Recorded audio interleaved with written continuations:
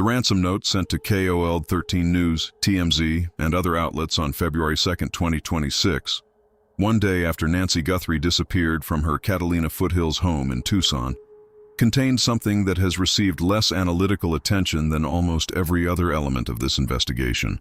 The note included a specific Bitcoin wallet address, 34 alphanumeric characters, a string of code that on the surface appears to represent everything that makes cryptocurrency attractive to people who want to move money without being identified. No name attached, no bank account, no institution that can be subpoenaed, just an address floating in the blockchain seemingly untethered from any verifiable identity. The people who sent that note believed, as many people believe, that Bitcoin is untraceable. That belief is one of the most consequential misconceptions in modern crime. And in the Nancy Guthrie case, it produced one of the most analytically significant forensic threads in the entire investigation. Because on February 10, 2026, the same day the FBI released the doorbell camera footage showing the masked suspect at Nancy's front door, something happened to that Bitcoin wallet. A transaction of approximately 0.00022 Bitcoin, valued at roughly $152, was sent to the wallet address from the ransom note, Arizona's Family and KOLD. 13 News confirmed the transaction. TMZ confirmed it. Fortune confirmed it.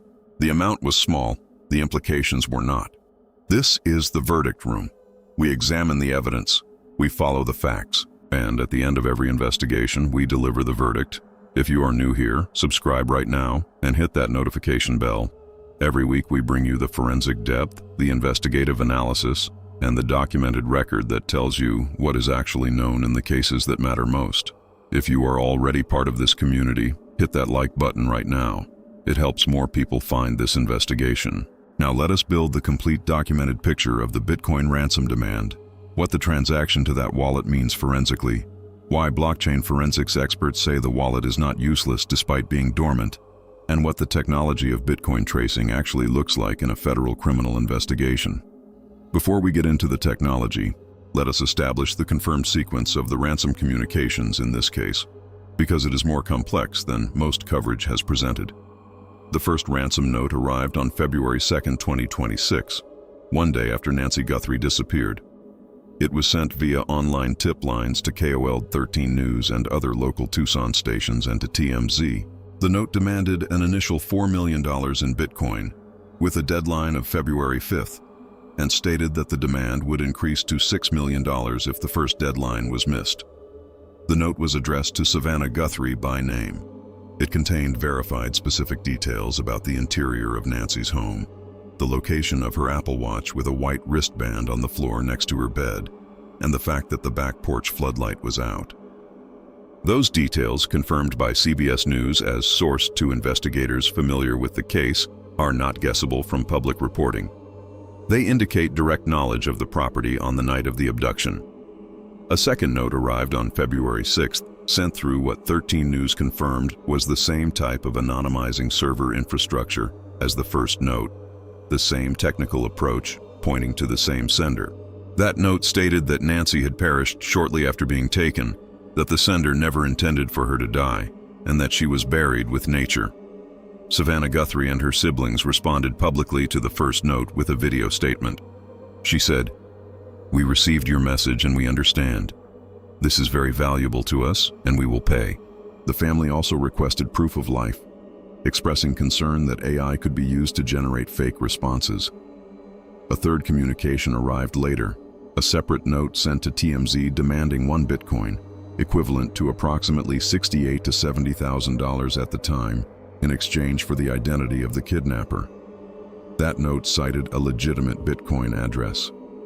Blockchain forensics expert Bezalel Eithun-Raviv, founder and CEO of Lionsgate Network, told the New York Post that payment into the Bitcoin account linked to this note could lead to information about the suspect. These 3 communications fall into different investigative categories. The first 2 notes, sent through anonymizing infrastructure, containing verified inside knowledge details, are assessed by investigators familiar with the case, as confirmed by CBS News, as likely authentic, likely sent by the actual person or persons who abducted Nancy. The third note is in a different category. Its authenticity has not been publicly confirmed as matching the first 2, And separately, a California man named Derek Colella pleaded guilty on July 2, 2026 to sending fraudulent messages to the Guthrie family posing as the kidnapper. A confirmed hoax in a third distinct category. Let us go deeper into blockchain forensics methodology, because what law enforcement can actually do with a Bitcoin wallet address in 2026 is significantly more powerful than most public discussion of this topic has captured. The core technology is called chain analysis or blockchain analytics. Firms like Chainalysis, Elliptic, and Lionsgate Network have built sophisticated software systems that do something the Bitcoin protocol itself does not do natively. They link wallet addresses to real-world entities. They do this through a combination of public blockchain data, exchange cooperation, law enforcement data sharing agreements, and what the industry calls clustering. Clustering works on a technical principle. When multiple Bitcoin addresses sign a transaction together, those addresses are controlled by the same entity. They share cryptographic keys in a way that reveals co-ownership. A clustering algorithm can take a single known wallet address, like the one in the Nancy Guthrie ransom note, and identify every other address that has ever co-signed a transaction with it, every address that it has sent to or received from, and every address that those addresses have interacted with. The result is a network map of every wallet connected to that single address through any degree of separation. Within that network map, some wallets will already be labeled in the forensics firm's databases. Exchange deposit addresses, known darknet market wallets, wallets previously linked to prosecuted criminal cases. When the ransom wallet's network connects, at any degree of separation, to a labeled address, that connection provides investigative leads. And the further that network is mapped, the more likely it is to eventually reach a point of contact with a centralized exchange that collected identity verification. Bezalel Ithan Raviv was specific about this in his public statements. The payment into the Bitcoin account could lead to information about the suspect, not because the wallet itself reveals an identity, but because the blockchain network around it is a permanent public record that continues to yield information as the analytical tools and databases improve. A wallet that has been inactive for 6 months is not a dead lead. It is a frozen record waiting to be fully mapped. Now let us talk about the Bitcoin wallet, specifically the one from the authentic category first note, and what the transaction to it actually represents forensically.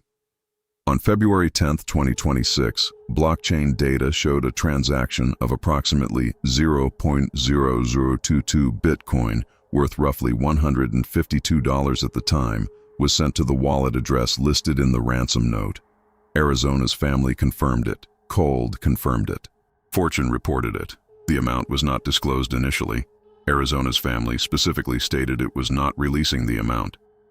But blockchain data is public and subsequent reporting confirmed the approximate value. Who sent that transaction? That question has not been publicly answered. Mexi's coverage noted only that it remains unclear who sent the funds.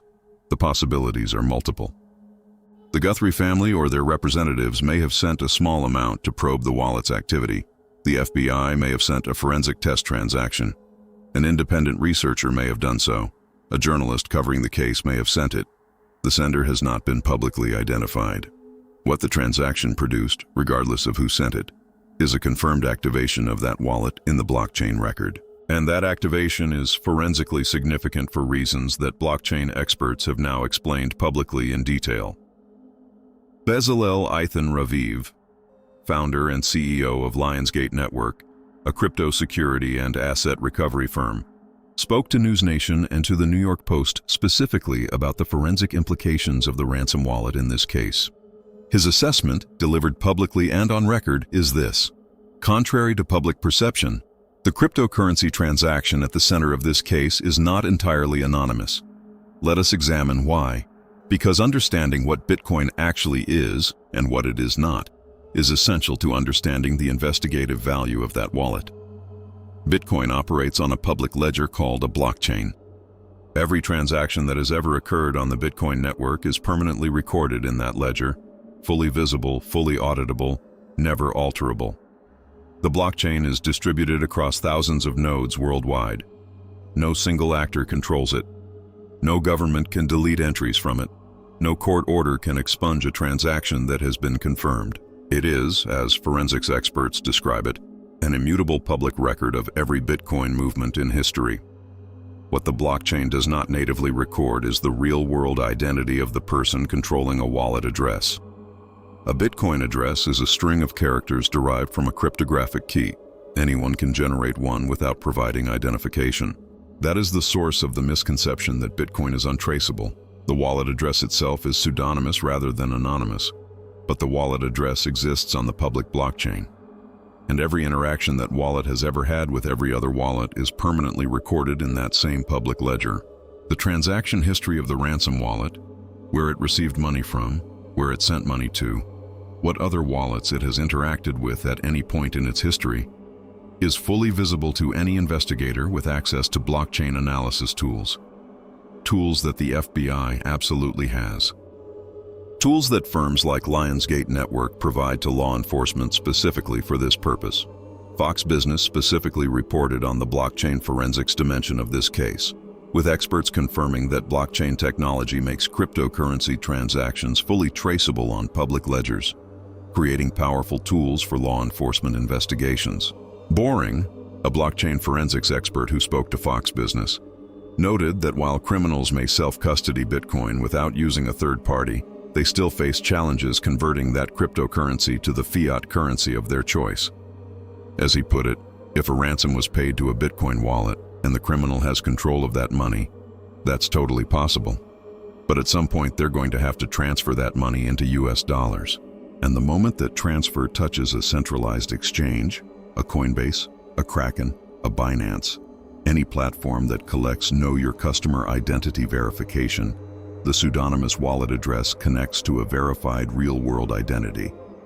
That connection is the forensic pivot point. The moment the money moves from a self-custodied wallet to an exchange that collected government-issued identification from the account holder at registration, the blockchain trail that began with an anonymous wallet address terminates at a name in a database that can be obtained through a Department of Justice subpoena. Raviv made the analytical point most clearly when he told News Nation, if that money ever moves, analysts may be able to follow it through additional addresses and determine whether it reaches a cryptocurrency exchange or another service that collects identifying information from customers. He added that even if the wallet remains inactive, even if no funds are moved, it does not become useless, because its transaction history is public, permanent, and capable of being compared with other addresses as investigative databases expand. That last point is the one that Page 6 specifically highlighted in its reporting on Raviv's assessment. A dormant wallet could continue providing investigators with valuable evidence. The forensic analysis of a Bitcoin wallet is not a one-time event.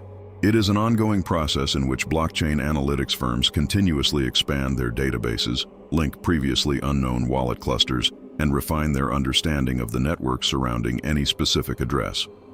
Every time the blockchain analytics picture expands, every time a new wallet cluster is linked to an exchange account, every time a new transaction connects two previously unlinked addresses, the forensic value of the Ransom wallet either increases, decreases, or comes into sharper focus. The FBI has dedicated blockchain forensics resources. The Department of Justice has prosecuted hundreds of cryptocurrency-related cases using blockchain analysis. The tools available to federal investigators in 2026 for blockchain forensics are significantly more sophisticated than they were even 3 years ago. Cases that would have been forensically opaque in 2020 are solvable today because the analytical infrastructure has matured to the point where pseudonymous wallet addresses can be definitively linked to real-world identities with high confidence. The ransom note in the Nancy Guthrie case included a specific Bitcoin wallet address. That address is on the public blockchain. Its transaction history is fully visible. A transaction of approximately $152 was sent to it on February 10, 2026, and was confirmed by multiple news organizations. The investigation into where that wallet connects to other wallets, to exchange accounts, to verified identities, is part of the ongoing federal criminal investigation into Nancy's disappearance. The broader context of cryptocurrency and criminal investigations in 2026 is relevant to understanding what investigators are capable of doing with the Ransom wallet, because the landscape has changed dramatically since Bitcoin first gained a criminal reputation in the Silk Road era. The 2013 takedown of Silk Road, the online marketplace where Bitcoin was used to buy illegal goods, was itself a demonstration that Bitcoin is traceable. Ross Ulbricht, the Silk Road operator, was identified and prosecuted in part through blockchain analysis. The myth of Bitcoin's untraceability was already empirically disproven more than a decade ago, yet it persists in public understanding because the mechanism of tracing is not widely known. The Department of Justice has since brought hundreds of cryptocurrency-related prosecutions. In some of the most significant cryptocurrency seizures in history, billions of dollars in Bitcoin recovered from the Bitfinex hack, for example, blockchain forensics traced funds through hundreds of hops across years of transactions to connect specific addresses to identifiable individuals. The technology has matured, the precedent is extensive, and the FBI's cyber division has dedicated blockchain forensics units with the tools to follow cryptocurrency through the most sophisticated obfuscation attempts available. Fox Business specifically reported that the Nancy Guthrie case has brought renewed focus to how law enforcement uses blockchain technology to trace cryptocurrency transactions. Their expert sources confirmed that blockchain technology makes cryptocurrency transactions fully traceable on public ledgers, creating powerful investigative tools. The cases where cryptocurrency has been successfully traced to real-world identities are now the norm rather than the exception in sophisticated federal investigations. The Ransom wallet from the Nancy Guthrie case exists on that same public ledger. Its transaction history is visible, its network connections are mappable, and the investigative infrastructure available to the FBI in 2026 is fully equipped to follow wherever that blockchain leads. The question is not whether the wallet is traceable. The question is what the wallet's connections have already revealed in the classified investigative record, and when those findings will produce a named suspect. The investigation at 151 days is multi-threaded.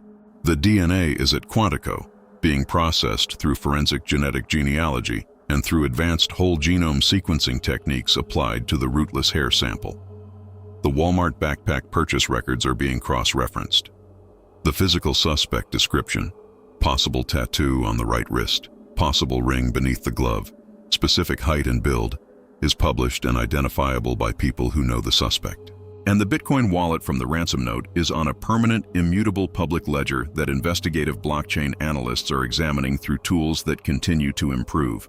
The AI angle in the ransom note analysis deserves specific attention because it connects the Bitcoin forensics to a separate forensic thread that is running simultaneously.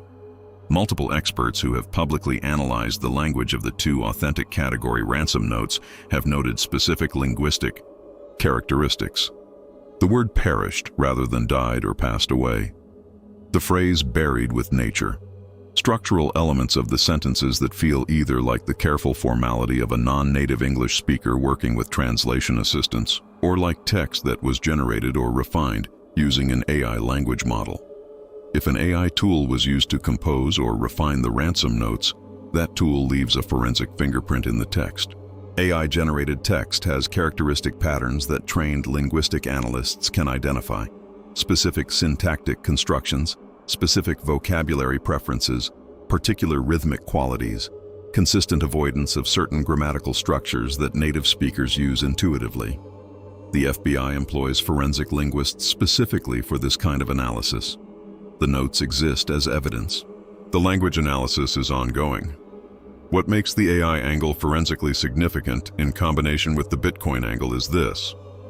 A person who understood that Bitcoin wallet addresses are traceable but used one anyway, and a person who used AI to compose a ransom note to obscure their natural writing patterns, is a person who is actively thinking about forensic countermeasures. That combination, attempting to hide financial identity through pseudonymous cryptocurrency, attempting to hide authorial identity through AI-generated text, describes someone with a specific relationship to digital forensics. They knew the risks existed. They attempted to mitigate them. They may not have mitigated them fully. The anonymizing server infrastructure used to send both notes is a third countermeasure in the same cluster, routing communications through VPN-like systems to obscure the originating IP address. Someone who took all three of those steps simultaneously was planning a digital operational security approach. Each of those countermeasures leaves its own forensic trace, and the FBI has forensic resources for all three. The authentic ransom notes also contain language that AI and linguistic forensic experts are analyzing. The word perished rather than died or passed away. The phrase buried with nature. The structure and rhythm of sentences that multiple experts have noted feel either like non-native English or like text that was generated or refined using artificial intelligence. If AI was used to produce the note text, that tool is a forensic fingerprint. AI-generated text has characteristic patterns that trained linguistic analysts can identify. That analysis is ongoing. All information in this video is based on confirmed reporting by Arizona's Family, KOLD 13 News, TMZ, News Nation, Fox Business, Fortune, MEXC, The New York Post, and Page 6, as well as on-record public statements from Bezalel Ethan Raviv of Lionsgate Network, blockchain forensics experts speaking to Fox Business, and CBS News sourcing to investigators familiar with the case. The transaction to the ransom wallet was confirmed on February 10, 2026, by multiple news organizations. The authenticity assessment of the two notes is sourced to investigators familiar with the case, as reported by CBS News on June 22, 2026. No individual has been charged in connection with this case. The Guthrie family, all siblings and their spouses, was officially cleared as possible suspects by Sheriff Nanos in February 2026. All individuals are presumed innocent unless charged and convicted. This video is for informational and analytical purposes only. If you have any information about the disappearance of Nancy Guthrie, including any information about cryptocurrency wallets, Bitcoin transactions, or communications connected to this case, contact the FBI at 1-800-CALL-FBI. That is 1-800-225-5324. Anonymous tips at tips.fbi.gov. The combined reward exceeds $1.2 million. If this investigation matters to you, subscribe to the Verdict Room right now and hit that notification bell. Every week we examine the evidence, follow the facts, and deliver the verdict. Leave your thoughts in the comments below. The ransom note contained a Bitcoin wallet address on an immutable public ledger. The transaction to that wallet was confirmed. What does blockchain forensics tell you about whether the person who sent those notes understood what they were leaving behind? This is the Verdict Room. A Bitcoin wallet address is 34 characters on a public ledger that cannot be altered, deleted, or hidden. Every transaction it has ever been part of is permanently recorded and visible to anyone with the right analytical tools. A transaction of approximately $152 to that wallet was confirmed on February 10, 2026.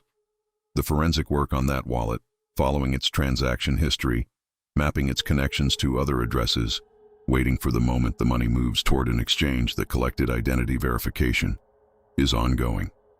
The blockchain doesn't grieve. It doesn't forget. It doesn't negotiate. It records. Nancy Guthrie is 84 years old and has been missing since February 1, 2026. Her daughter spent Mother's Day asking people to call the tip line and to keep praying. The investigation is active across multiple forensic threads simultaneously. And the Bitcoin wallet from the ransom note is sitting on a public ledger, fully visible, waiting for the moment when its history tells investigators something they can take to a courtroom. The evidence has spoken. There is one more forensic dimension of the Bitcoin ransom demand that the public discussion has almost entirely missed, and it connects the cryptocurrency thread to the pacemaker timestamp thread in a way that is analytically significant. The first ransom note arrived February 2, 2026, one day after Nancy disappeared. It was addressed to Savannah Guthrie by name and demanded $4 million in Bitcoin. The note contained verified inside knowledge details about Nancy's bedroom. Those details, confirmed by CBS News, indicate the sender had direct knowledge of what was inside that room on the night of February 1st. Think about what that means in terms of timing. Whoever sent that note had to acquire the Bitcoin wallet address before February 2nd. Creating a Bitcoin wallet takes seconds. No identity required, no institution involved, no pre-registration.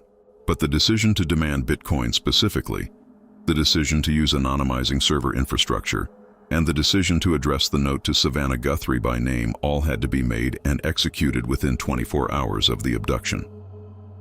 That timing tells you something about the pre-planning involved. Someone who was going to demand ransom via Bitcoin would need to, at minimum, know what Bitcoin is, understand at some level that it offers pseudonymity, have or create a wallet to receive it, and know how to send a note through anonymizing infrastructure. None of those things are things most people know how to do spontaneously in 24 hours. They reflect prior knowledge of cryptocurrency, prior understanding of digital operational security, and a plan that was at least partially formulated before February 1st. The Google Trends data confirmed to Fox News Digital 7 searches connected to Nancy Guthrie between June 2025 and January 2026, including address searches and a search for Savannah Guthrie's salary. Documents that this operation was planned over months. The Bitcoin ransom demand, sent within 24 hours of the abduction using anonymizing infrastructure, fits that pre-planning pattern. Someone who researched the financial capacity of the target's family, what Savannah Guthrie earns, and then demanded $4 million in Bitcoin within 24 hours of taking her, was working from a plan that included the Bitcoin demand before the abduction occurred. That is not speculation. That is what the sequence of confirmed, documented events supports when you examine them in order. The blockchain is permanent. The wallet is visible. The forensic analysis is ongoing. The evidence has spoken. A final word on where the Bitcoin thread stands in the broader investigative picture at 151 days. Raviv's public assessment that even a dormant wallet continues to provide investigators with valuable evidence as blockchain analytics databases expand is consistent with how the FBI approaches cryptocurrency forensics in active criminal investigations. The wallet from the ransom note has been active in the public blockchain record since February 2026. The transaction to it on February 10th, the $152 amount confirmed by multiple news organizations, is part of that permanent record. Every analytical tool that has been applied to that wallet since February, and every tool that will be applied to it going forward, is working against a permanent public record that does not degrade. Meanwhile, the DNA forensics at Quantico, the genealogy running from the glove DNA, the whole genome sequencing being applied to the rootless hair, is also running against a permanent biological record that the suspect left behind. 2 parallel forensic threads, one biological, one digital, neither one degrading, both building toward the same investigative conclusion. Sheriff Nanos has said publicly, "I believe at some point in time, we will make an arrest on this case." He has confirmed evidence is being withheld specifically to protect the prosecution case being built. What is not in the public record is how much of that prosecution case is being built around the blockchain forensics on the ransom wallet versus the biological forensics at Quantico, or whether those 2 threads have already converged on the same individual. What is in the public record is that the Bitcoin wallet from the authentic ransom note is on an immutable public ledger, that the transaction to it on February 10th is permanently recorded, that blockchain forensics firms are publicly confident the wallet can continue yielding investigative value, and that the FBI has the tools, the authority, and the legal infrastructure to follow that blockchain wherever it leads. Nancy Guthrie has been missing for 151 days. The blockchain doesn't count days. It just records transactions. The evidence has spoken. The Guthrie family responded to the first ransom note with a public video statement on February 7th. Savannah and her siblings addressed whoever sent the note directly. She said, "We received your message and we understand. This is very valuable to us and we will pay." She and her siblings also requested proof of life, a direct response to the fear that AI-generated text or fabricated communications could be used to impersonate the real kidnappers. That request for proof of life matters in the context of the blockchain thread. The family's response demonstrated they were willing to engage with the payment demand. And within days of that response, a transaction of approximately $152 appeared in the wallet. Arizona's family confirmed it. KOLD confirmed it. Fortune confirmed it. The blockchain recorded it. No one has publicly confirmed who sent it. What that transaction produced, regardless of its origin, is an activation of the wallet in the public blockchain record, an interaction that blockchain forensics analysts can examine alongside every other interaction that wallet has had or will ever have. The blockchain does not distinguish between who sends a transaction. It only records that the transaction occurred, the amount, and the addresses involved. A small transaction into a known criminal wallet, sent by law enforcement as a forensic probe, is called a dusting attack in blockchain forensics terminology. A dust transaction forces a response in the wallet's ledger. It creates a connection, a record of what other addresses that wallet has interacted with. Whether the $152 transaction in this case was a law enforcement dust transaction, or a transaction sent by another party, the family, a journalist, an independent researcher, it is in the permanent blockchain record, and it is part of what investigators are analyzing. The investigation is active. The blockchain is permanent. The forensics are ongoing.